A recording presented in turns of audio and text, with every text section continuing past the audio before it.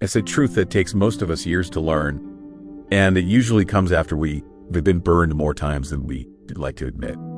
It's this: some battles aren't meant to be fought. Some connections aren't meant to be saved. And some people aren't meant to have a permanent place in your life, no matter how much history you share with them. We grow up believing that loyalty means staying no matter what, that love means enduring endless pain, that being a good person means giving everyone a second chance, a third chance, 100th chance. But somewhere along the way, if we read paying attention, we start to realize that this kind of thinking doesn't make us strong. It makes us empty. Life teaches us that sometimes staying quiet is the best way to keep our inner peace safe. The more years we live, the clearer it becomes. Not every person should get a pass into our thoughts, our daily lives, or our sense of calm. There is a difference between being kind and being available to everyone. There is a difference between having an open heart and leaving yourself completely unprotected. The wisest people throughout history understood this. They knew that protecting your inner world, is selfish. It's necessary. Marcus Aurelius once said that our soul takes on the color of whatever we think about. He didn't spell it out, but we all figure it out eventually. Some folks will deliberately try to mess up that soul of yours. They want to do it with weapons or violence. They'll do it with words, with manipulation, with chaos disguised as connection. And the hardest part, many of these people don't even realize they redoing it. They were so caught up in their own pain, their own dysfunction, their own need to feel in control, that they spread it around like a virus without even knowing they reinfected. Let's talk about 4 clear signals that show you it's time to completely remove someone from your life. Not because you angry at them, but because protecting yourself matters. Because keeping your mind strong requires this kind of quiet discipline. If you've ever felt drained, confused, or like losing yourself in a relationship, this video is for you. Stay until the end. The 4th sign might be the one you've been ignoring for too long. And if this resonates with you, hit that subscribe button and drop a comment telling me which sign you've experienced.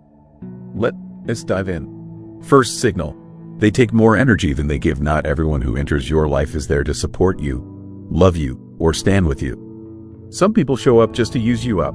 Therapists have a name for them: energy vampires. The ancient Stoics called them destroyers of your inner fortress. Epictetus didn't hold back when he talked about these types. His message was simple: if someone ruins your peace, they're not your tribe. You can spot this pattern easily. After spending time with them, your head feels heavier, your thinking gets foggy, your mood sinks, your ability to concentrate weakens. It's like their very existence rewires something inside you, making you feel smaller, weaker, more on edge. The relationship doesn't matter. Could be a romantic partner, a buddy, or even someone in your family. If every conversation leaves you needing to rebuild your mental clarity, if their words cut deep and you left healing those wounds by yourself, if you constantly recovering after dealing with them, then you need to face facts. This isn't a real relationship. You stuck in a mental war zone. The smartest move, the most disciplined choice, is to completely leave that war zone behind. These types never own up to their actions. They thrive on drama. They stir up trouble, then turn around and blame you for not being tough enough to deal with it. But here, it's what matters. A true Stoic doesn't stick around where their peace gets attacked constantly. We don't waste time arguing. We leave. We don't beg people to change. We disconnect. We don't explain ourselves to death. We guard our inner world like a soldier guards an important base. When someone keeps cracking your mental stability, when just being around them threatens your emotional balance, that is your wake-up call. End all contact. Not tomorrow. Not after giving them one last shot. Right now. Because your mind can grow wisdom if it is constantly fixing damage from the same person over and over. Second signal: they twist your emotions to control what you do. Then there is an even darker type of person. This is someone who can stand seeing you independent, clear-headed, or strong. Your calmness bothers them. Your confidence feels like a challenge. Your boundaries feel like an attack on them. So they use emotional tricks, shifting blame onto you, making you feel guilty, giving you the silent treatment. talking behind your back and twisting stories, throwing out veiled insults disguised as worry, being suddenly nice when they want something, then vanishing when you need straight talk. This ISN to random behavior. This is calculated. Seneca wrote that a person becomes a slave to anyone they can to criticize. When someone punishes you for telling the truth, expressing what you need, or disagreeing with them, they don't want a genuine connection. They want power over you. These people weaponize your caring nature. Your loyalty becomes something they use against you. Your kindness turns into their tool. And here, it's the brutal reality. The more you try to reason with them, the deeper their hooks sink into your emotions. A smart person doesn't. You fight someone like this? A smart person cuts off their access entirely. We don't win by staying engaged. We win by vanishing from the fight completely. Walking away, to running scared. It is intelligence.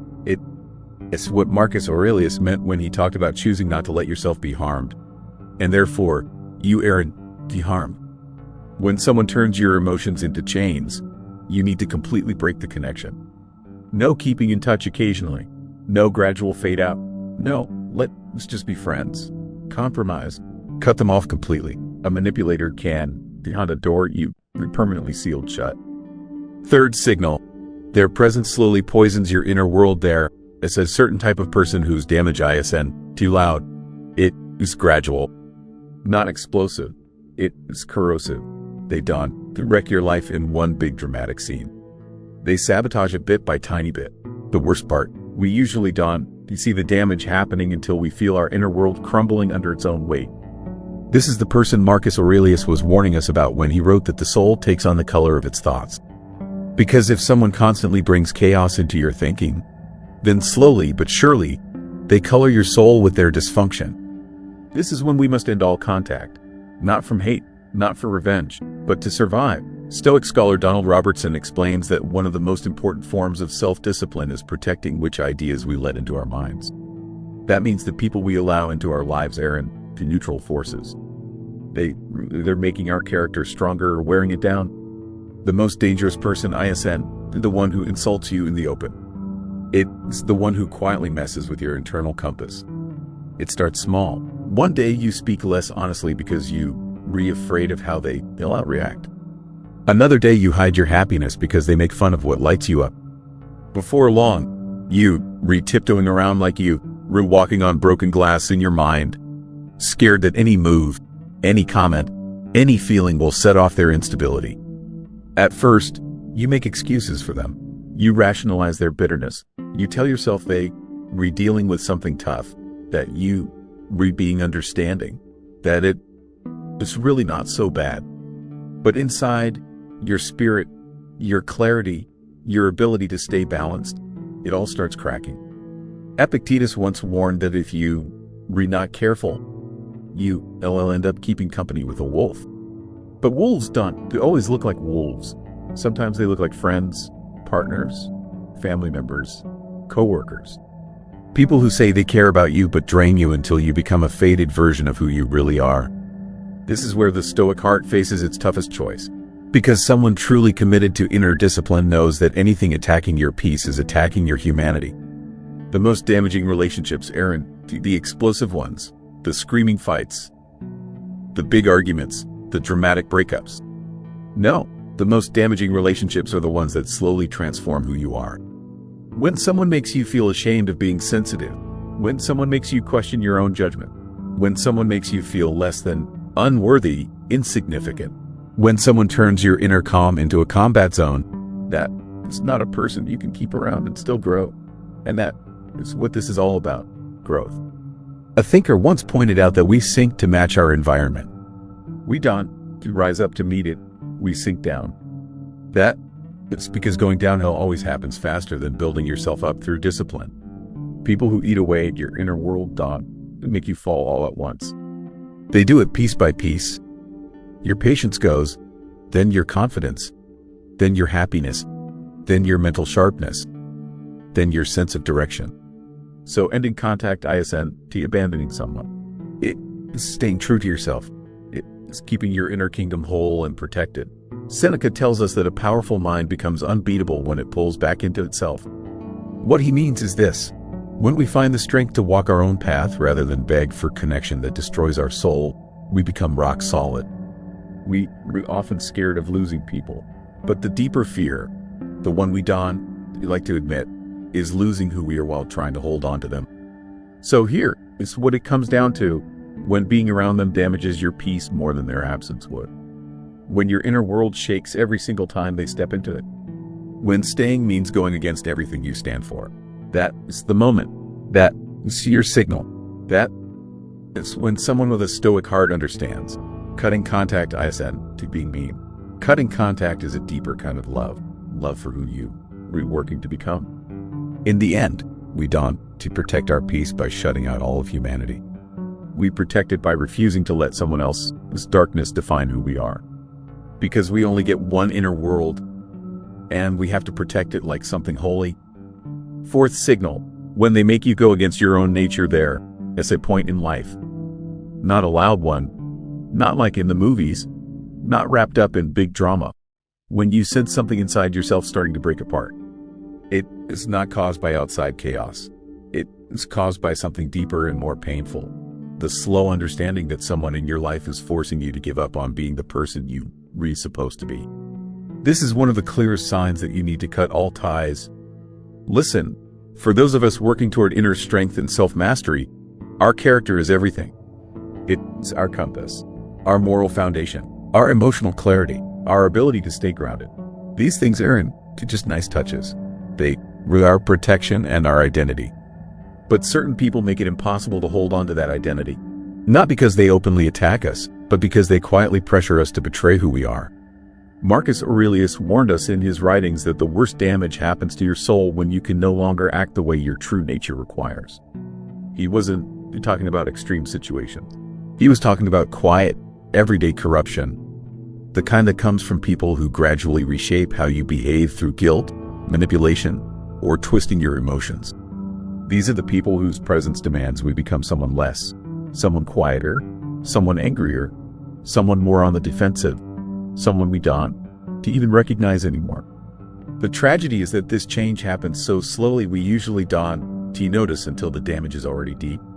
Stoic researcher William Irvine wrote that to live a calm life, you must protect the structure of your mind. But certain individuals, without meaning to, without realizing it, sometimes without any bad intentions, start tearing down that structure piece by piece. Their expectations crush your authentic self. Their judgment poisons your happiness. Their chaos pushes you into roles you never chose. Their instability makes you react instead of act with purpose. Over time, you turn into a version of yourself that is unsteady, defensive, frustrated, or even emotionally numb. This is the internal warning bell a Stoic never ignores, because someone truly committed to self-mastery knows that the most critical battle happens inside. When someone's influence makes you act against what you believe in, when their presence pulls you away from your deepest values, your soul starts experiencing a kind of moral suffocation. Epictetus asked, when you give up your integrity, what is left for you to defend? That is the core issue. That is the moment of truth. Because every relationship, every connection, every bond in our lives carries one hidden question. Who do I have to become to stay connected to you? If the answer means swallowing your truth, if the answer means silencing your voice, if the answer means living with guilt, fear, emotional chaos, or constantly saying sorry, then you not in a relationship. You trapped in a mental prison. People talk all the time about toxic behavior, manipulation, gaslighting, emotional instability. But the darkest damage isn't in the behavior itself. It is in the version of you that behavior creates. This is where your philosophical heart must stand up. Not from anger, not from bitterness, not from wanting to hurt them back, but to protect something far more important, your natural character. Because your nature, your groundedness, your clarity, your self-control didn't just happen by accident. It's the result of every struggle you survived, every fight you faced, every injury you recovered from. It is the inheritance from your pain and the prize from your discipline. To betray it just for the comfort of having someone around is the biggest loss possible. Seneca wrote that you should spend time with people who lift you up. Pull away from those who drag you down. But falling rarely happens suddenly. It's gradual. It happens through small compromises, tiny give-ins. Therapists call them micro-betrayals of yourself. One day you act like you refine with something that really hurt you. Another day you laugh when you actually wanted to say something serious. Then another day you apologize for something that wasn't even your fault, just to avoid conflict. And bit by bit, your integrity wears away. This is how the self dies, not with a bang, but with whispers. So when someone forces you to twist yourself into a shape that doesn't match your nature, when being near them requires you to put on emotional performances instead of being emotionally honest, that is the moment a Stoic recognizes the way forward. Growth is the mission here. We drop down to the level of what's around us. We don't to climb up, we drop down, because decline always moves faster than discipline builds. And people who corrode your inner world make you fall, not suddenly, but piece by piece. Your patience, your confidence, your joy, your clarity, your purpose. So cutting contact isn't abandonment. It is alignment. It is protecting the integrity of your inner kingdom. Seneca reminds us that a great mind becomes invincible when it withdraws into itself. Meaning, when we have the courage to walk alone rather than bend down for connection that costs us our soul, we become unshakable.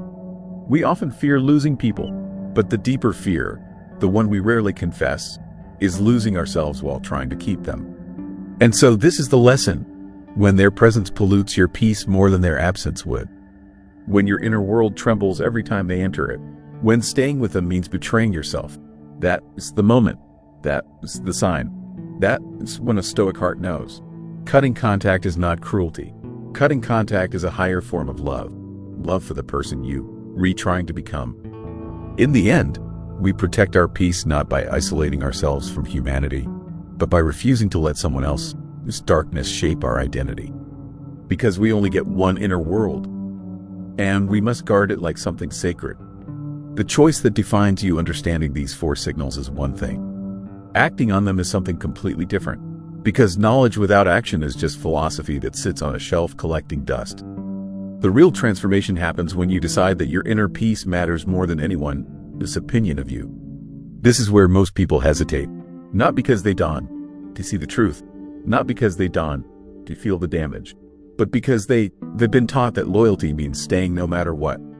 That love means enduring endless pain. That strength means never walking away. But the Stoics understood something our modern world often forgets. Real strength isn't about how much you can endure.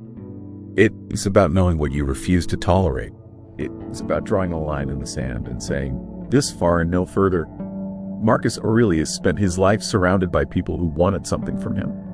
As Emperor of Rome, he couldn't simply walk away from everyone who drained him. But he mastered something even more powerful: the ability to be present physically while remaining untouchable mentally. He wrote in his private journals about keeping his inner citadel strong, about not letting external chaos reach his core. But here, it's what he also knew. When you have the choice, when you not bound by duty or circumstance, choosing to stay in a relationship that destroys your peace isn't noble. It's self-destruction disguised as virtue. Every day you stay connected to someone who corrodes your character, you remaking a choice. You choosing their comfort over your growth. You choosing temporary companionship over lasting inner strength. You choosing to be a version of yourself that is smaller, weaker, more reactive than the person you capable of becoming. And time doesn't stand still while you make this choice. Every day that passes, the patterns deepen, the habits solidify. The version of yourself that you become while under their influence becomes harder and harder to shake off. This is why decisive action matters. This is why half measures done work. You can stay half connected to someone who is fully destroying your peace. You can keep one foot in their world while trying to build a better inner world for yourself. It doesn't work that way. The human mind doesn't work that way. Epictetus was blunt about this. He said that if you want to be a philosopher, if you want to live with wisdom, you must be prepared to be laughed at, to be misunderstood, to have people call you cold, distant, or heartless. Because the crowd doesn't understand self-preservation. The crowd confuses boundaries with cruelty. The crowd sees your refusal to be drained as selfishness. but you not living for the crowd. You living for the one person who will be with you every single day for the rest of your life, yourself. And that person deserves your protection. That person deserves your loyalty. That person deserves a life built on peace, not chaos. So when you recognize these 4 signals, when you see clearly that someone is draining your mind, manipulating your emotions, corrupting your inner world, or forcing you to betray your nature, that is when you must act. Not with anger, not with a dramatic confrontation, not with a long explanation of everything they did wrong, because people who operate on these levels want to understand your explanation anyway. They'll all twist it, turn it back on you, make themselves the victim. You simply withdraw, quietly, completely. Without negotiation, you protect what matters most. You reclaim your mental space. You rebuild your inner fortress. And you move forward toward the person you were meant to become. This is the path of the Stoic. Not cold, but clear. Not heartless, but self-protective. Not isolated, but intentional about who gets access to the sacred space of your inner world. Your peace is not negotiable. Your growth is not optional. Your character is not up for debate. Guard it all like your life depends on it. Because in the deepest sense, it does. If this message resonated with you, if you recognized any of these patterns in your own life, subscribe to this channel and leave a comment below sharing which signal hit you the hardest. Your story might be exactly what someone else needs to hear to finally make the change they've been putting off. Let us build a community of people committed to protecting their inner peace and growing stronger together.